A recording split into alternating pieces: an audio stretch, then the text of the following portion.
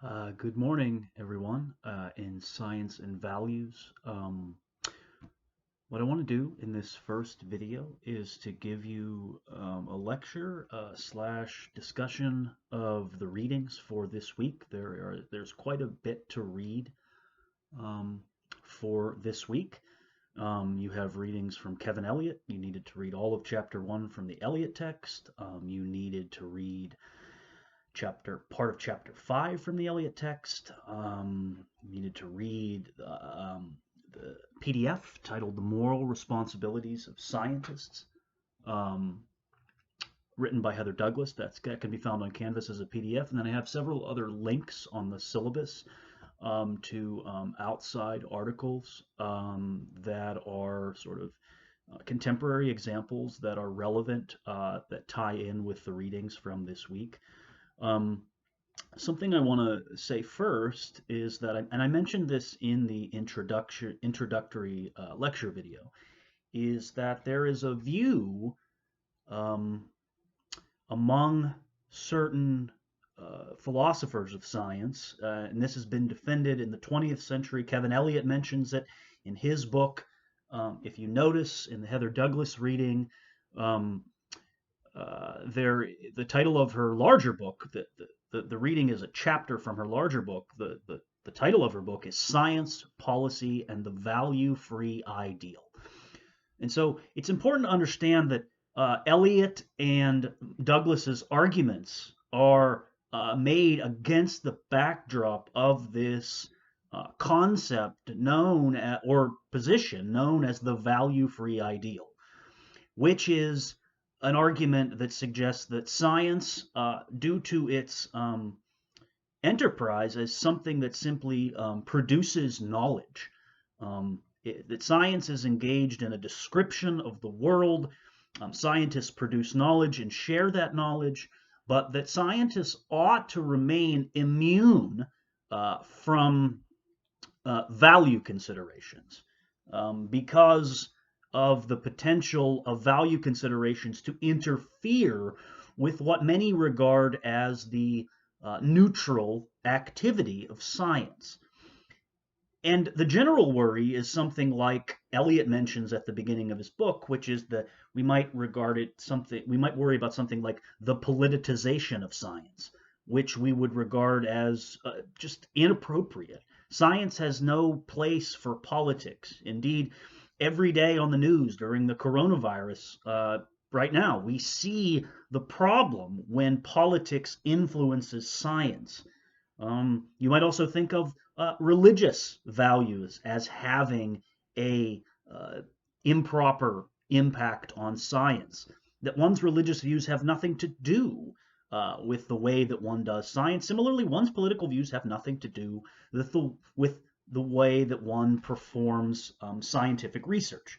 And so, because of these malicious, improper, inappropriate influences of values on science, some would argue that there needs to be something like what they're arguing for, which they call the value-free ideal, which is not necessarily something that can always be achieved in practice, but which is something that scientists and science itself should strive for, to be value-free in practice, to try to eliminate the influence of values as far as possible, because there is simply an incommensurability between the value laden spheres of our existence, like politics and religion and morality, and the value free activity of science, that they cannot coexist, and therefore what ought to be the goal of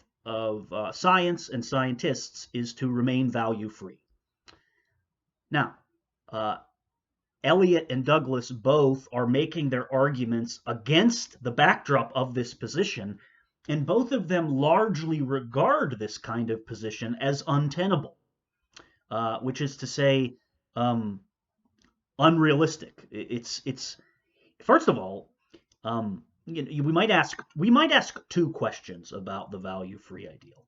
We might ask two different questions. We might first say, is it possible for science to remain value-free. And you might say to that, no. But maybe a more important question is it desirable in the first place? Is this an ideal that we should be striving for? Is it desirable, which is to say something that we want science to be? So the is it possible question, the answer seems like potentially no. It's not going to be possible to shield science from the influence of value considerations. But maybe the more important question is, why is this an ideal that we are striving for in the first place? And it seems as though Elliot and Douglas both are strongly coming down on the side that it's not possible, first of all, and it's also not desirable to have science be value free. And it seems like one of the arguments that Elliot wants to make is that the reason it's not desirable is that values will have an influence on science in some way or another. Scientists are influenced by economics, by politics, by morality, and by religion. And so they will have influences.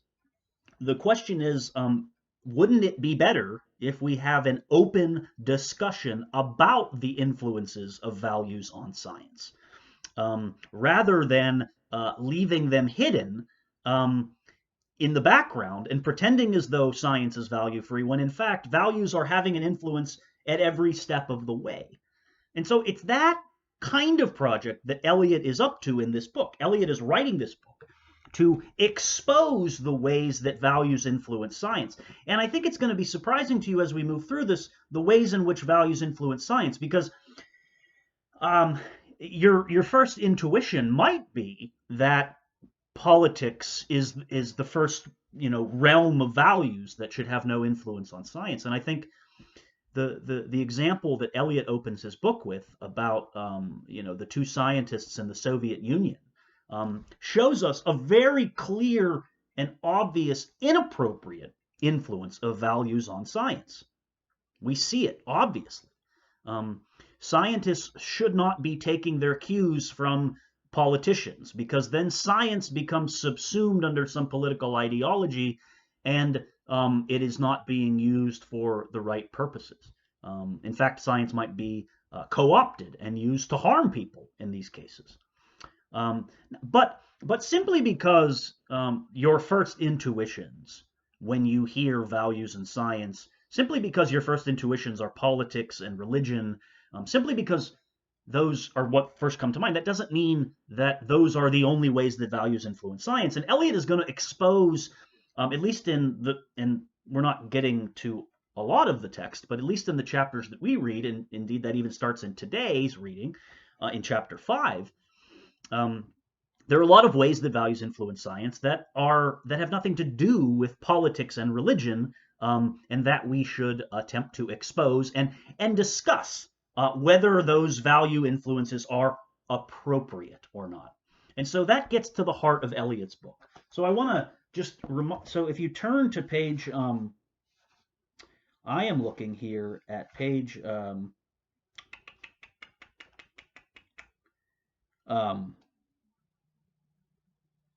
page 7 in Eliot's text. Eliot says he has two main questions for the book. The first question is something that philosophers call a descriptive question, which is to say just describing the way something is. It's empirical. We are just describing something. That's why it's called descriptive. And that question is, what are the major ways in which values influence science? That's just a descriptive question, right? So we're just simply gonna make a list of the major ways that values influence science. The second question, which is the more interesting question and the harder question to answer, is how can we tell whether the influences of values on science are appropriate or not? And that's what philosophers call a normative question. The distinction between descriptive and normative is very basic to philosophy. So the second question is sort of Eliot's giving an answer to that question in this book, that he's going to make an argument. He's going to give you some criterion to evaluate how and whether values are appropriately influencing science or not. So again, It's simple. We first of all, we just say, what are the major ways in which values influence science? And so we've already started to do that. We might say that politics has a political values influence science, religious values influence science. Um, there are other economic values influence science, and we make a list of all the different ways that values influence science. And once we've made that list, once we've described it, then we want to evaluate from that list which are appropriate and which are not. The question is, what criterion are we going to be using to evaluate that list, to determine what standards are we going to be using? And that's where Elliot comes in. Elliot wants to give an argument in this book, some criterion that we can use to evaluate that list.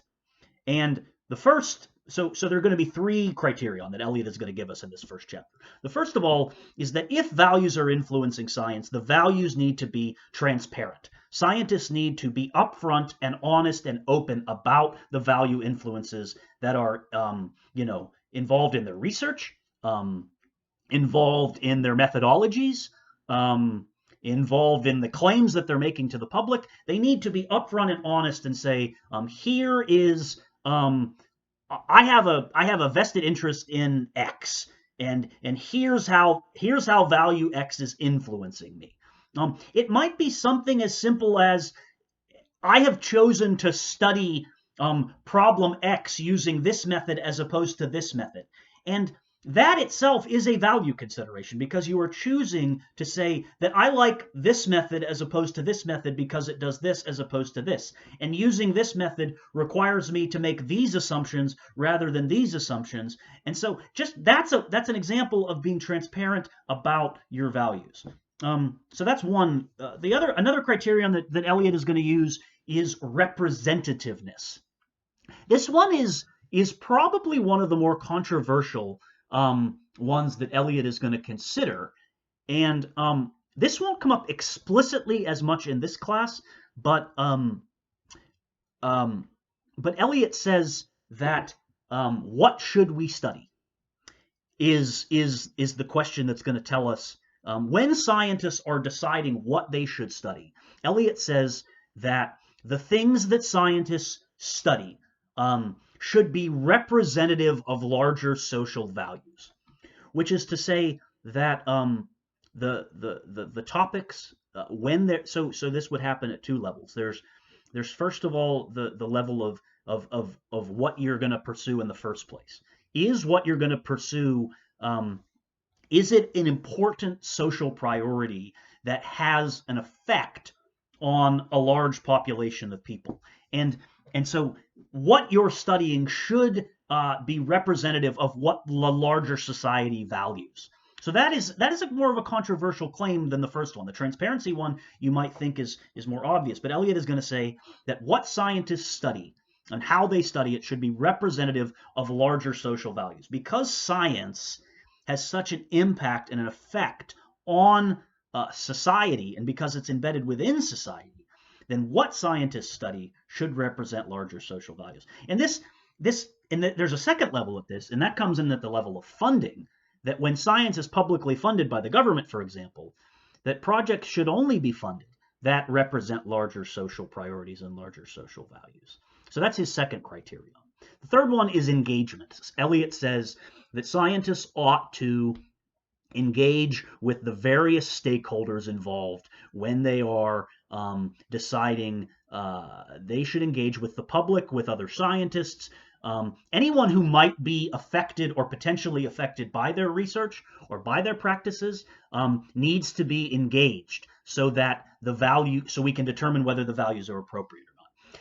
So, and that seems like a fairly reasonable thing for Elliot to conclude, that when you think a value is influencing you, maybe you go and talk to your colleague down the hall.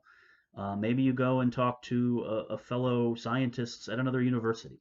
Maybe you engage with the public, whatever that looks like.